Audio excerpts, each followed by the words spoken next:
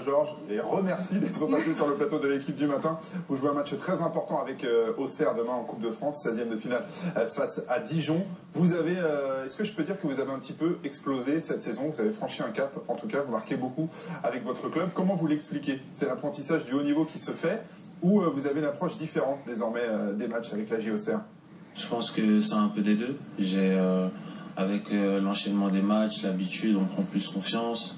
Et après, l'année dernière, c'était plus de la découverte, où je me fixais pas forcément d'objectifs. Et là, je sais que cette année, je suis un peu obligé de prendre mes responsabilités sur le terrain, vu qu'il y a beaucoup de cadres qui sont partis l'année dernière. Et aussi, à un certain moment, quand on est joueur de foot, il n'y a plus de jeunes, il n'y a plus d'anciens. Voilà, faut être performant à chaque match. Et je pense que c'est ce que j'essaie de mettre en pratique cette année. Alors 7 buts en championnat, 4 buts en coupe, déjà 11 réalisations pour vous cette saison. Et puis surtout, on va les découvrir, 5 buts avec l'équipe de France Espoir dans les éliminatoires de l'Euro. Vous avez tout particulièrement brillé. Est-ce que ça vous a étonné aussi d'être là? On voit votre frappe absolument somptueuse, c'est l'une de vos grosses qualités dans le jeu. Est-ce que ça vous a aidé? Est-ce que aussi ça vous a donné de la confiance de briller au niveau international comme ça avec l'équipe de France? Ouais, je pense que mentalement, ça a été une bonne chose parce que ça m'a permis d'avoir plus confiance en club, d'être en équipe de France avec des jeunes de qualité, des jeunes avec les meilleurs internationaux de France. C'est sûr que voilà, c'est... Vous avez dit, j'ai le niveau des tout meilleurs de chaque pays en fait.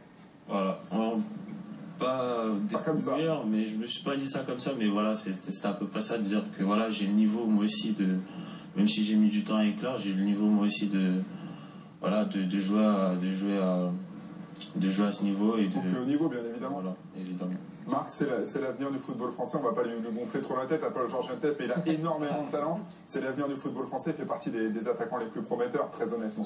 Ouais, effectivement, ça fait partie des valeurs sûres. Maintenant, je comprends très bien ce qu'il dit par rapport à Auxerre. Il y a des moments qui ne sont pas forcément évidents. Ça permet de se sortir, de voir autre chose et d'évoluer avec des joueurs. C'est le niveau, quoi. Meilleur. Bah, ceux d'Auxerre ne sont pas bons, mais ça lui permet à lui de se jauger, de voir une différence parce qu'il vit tous les jours avec les joueurs d'Auxerre. Là, c'est permis de voir autre chose et de se dire, j'ai encore ce cap à passer. Certains joueurs jouent dans des très grands clubs parce qu'Auxerre, pour l'instant, c'est un club qui est plus en difficulté, en Ligue 2, plus en difficulté. Donc, ça lui permet de passer un palier et ça, c'est très bien. Alors du coup, il y a énormément de buzz autour de vous, hein. Beaucoup de clubs vous veulent. Bien évidemment, ça vous flatte l'intérêt. On est en période de mercato. Il y a beaucoup de clubs qui s'intéressent à vous. Ça vous flatte ou ça vous agace un petit peu et ça vous perturbe dans votre préparation des matchs, notamment le match de demain? Non, bien sûr, c'est flatteur pour tout joueur de foot de savoir qu'il y a des clubs qui s'intéressent. Mais bon, après, j'ai aussi appris que voilà, lire la presse, c'est pas forcément vérifié. Il y a beaucoup de rumeurs, comme je vous ai dit, il y a des gens qui cherchent à faire du buzz. Sauf dans l'équipe où tout est vrai.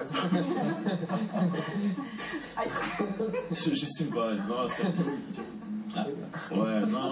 Non, je pense que ouais, voilà, faut pas forcément faire attention à ce que disent certains médias parce qu'il y en a beaucoup qui font ça pour remplir du papier.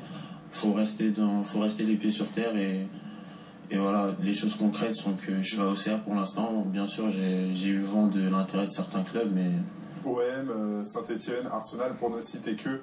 Voilà, il y a beaucoup de clubs, évidemment, qui s'intéressent à vous. Peut-être que ces clubs-là, d'ailleurs, Clio, vont aller sur les réseaux sociaux pour en découvrir un petit peu plus sur Paul Georges Ntep. Clio va nous parler de vous, Very Internet People, tout de suite.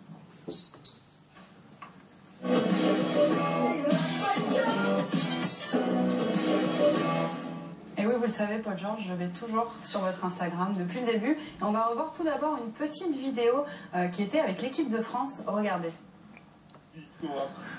En train de marcher comme ça, Claire, je connais. Benjamin Mendy. On avait bien rigolé sur cette vidéo quand on l'avait passée. Donc ça, c'est Claire Fontaine, un lieu mythique. Ouais, c'était la première fois que j'y allais. Vous êtes un peu un ambianceur de l'équipe de France Espoir, je peux le dire comme ça. J'aimais bien mettre l'ambiance. Ouais, j'aime bien, je suis quelqu'un qui aime bien déconner et c'est vrai que en équipe de France, je fais un peu partie des anciens entre guillemets, parce qu'on est de la génération 92 et les autres, c'est des plus jeunes. Et c'est vrai qu'un vestiaire, il y a besoin de vie dans un vestiaire, il y a besoin que ça rigole, d'un peu d'ambiance. Il faut décompresser de toute façon. Voilà, pour ça. On a chacun. Il y a d'autres vidéos. Il y a une vidéo justement, alors ça je l'ai pas comprise, vous allez nous l'expliquer, c'est en fin d'année, vous portez ça doit être quelqu'un du staff, quelque chose comme ça, je sais pas. Vous allez nous l'expliquer, regardez. Voilà, c'est ça, dans les vestiaires. Alors c'est qui? Qu'est-ce que c'est? Qu'est-ce qui se passe? Vous réglez vos comptes, c'est ça? Ouais, alors en fait, c'est dans le jacuzzi là. c'est le kiné. En fait, c'est le kiné, c'est un des deux kinés du club et ouais, voilà, il réglait ses... Il avait fait une bêtise? Ouais, il aime bien taquiner Willy Bolly, donc D'accord. on réglait leur Vous l'avez mangé. Voilà, c'est ça. Et une dernière vidéo, alors ça on a l'habitude, hein, on vous voit danser très très souvent. Vous allez voir, celle-là elle est plutôt pas mal comme vidéo, regardez en mode Michael Jackson. T'es un malade, je te jure. C'est tout le temps hein, la danse, peut-être une reconversion. Sur Instagram, il y a vraiment Comme on dit, on a ça dans le sang chez nous, mais ouais, c'est surtout pour décompresser, pour être... bah, ça permet, c'est comme la musique, voilà, ça fait partie de moi, j'aime beaucoup écouter la musique, danser, rigoler, et voilà, ça me correspond. Ouais, on vous comprend, tout vous sourit pour l'instant dans la vie. Justement, il y a quelque chose que moi j'ai pas trop bien compris. Regardez, c'est cette photo que j'ai trouvée il y a quelques jours. Qu'est-ce que c'est que ça? C'est votre moto ça? Reconvertir à la police. Il y a une bonne blague quand même, hein, il faut le dire. 2014 commence sur les chapeaux de roue, vroom vroom. C'est plutôt pas mal comme blague. Peut-être une référence au scooter de François Hollande, non? Il y en a pas. C'est Je l'interprétation d'Andrea. Je suis pas dans ça. Non, c'était après le match de coupe face à Marc-en-Barœul et on était escorté par la police au retour, voilà, et c'est ça. Et Donc il n'y a pas de reconversion dans la police? Non, pas du tout. D'accord. Bon, on est rassurés. Des vidéos